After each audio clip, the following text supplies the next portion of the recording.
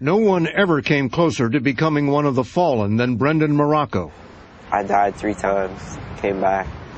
Died 3 times. Flat pulse? Yeah, just flat out dead. We're doing 30. It happened Easter Sunday, 2009, in northern Iraq, when an Iranian-made roadside bomb launched a red-hot projectile into his vehicle.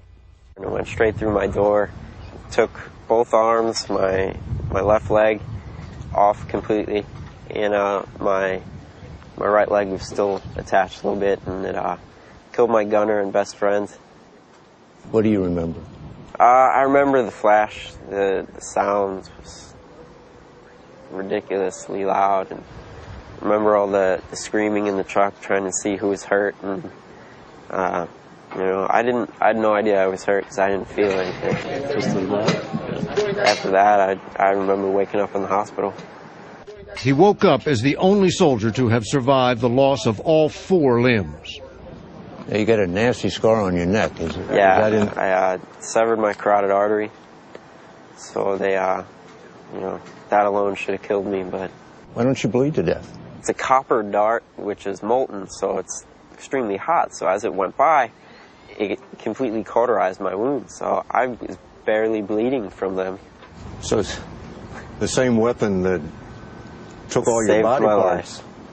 Saved your life. Completely. Imagine, 22 years old, waking up to find you have no arms or legs. I think I was just more happy to be alive than upset. But I'm trying to figure out if you're the luckiest or the unluckiest guy in the world. A little bit of both, I guess. The physical therapy room at Walter Reed is filled with young men who are a little bit of both. More than 1,000 servicemen and women have lost an arm or a leg over the course of the wars in Iraq and Afghanistan. 20% of them have lost more than one. Brendan was the first to come in here without any limbs, but now there is a second, a Marine from Afghanistan who is not yet ready to appear on television. You can only hope he has the same frame of mind as Brendan.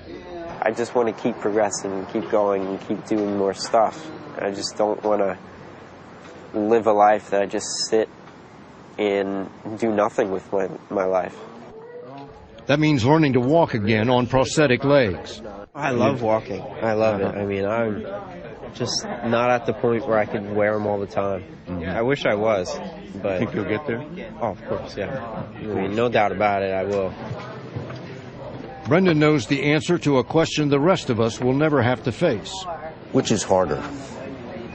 The lack of arms or the lack of legs? Lack of arms, by far. By far? I mean, I can't reach into a fridge and take out a drink. I can't, open up a can of soda. There's just so much that you can do with your arms that you don't realize until they're gone. The one over here? Without arms, you can't push your wheelchair. But Brendan's got someone to help with that. His fiancée, Kate Bartow. Amid all his pain and loss, Brendan found love at Walter Reed. Did you feel sorry for him? No, not at all.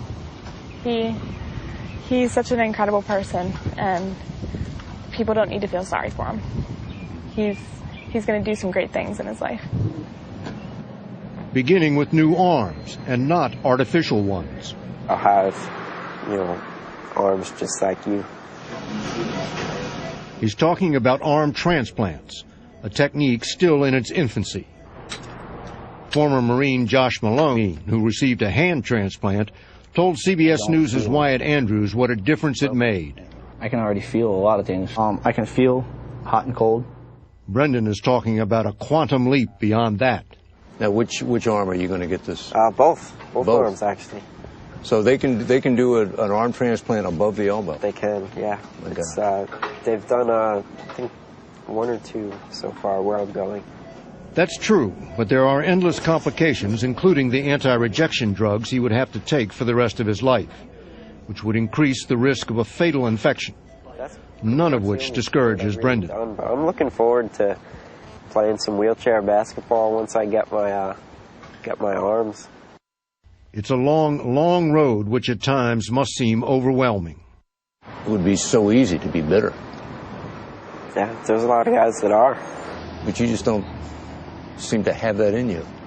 You know, I don't know what it is, but I'm very fortunate. Very fortunate to not have that outlook.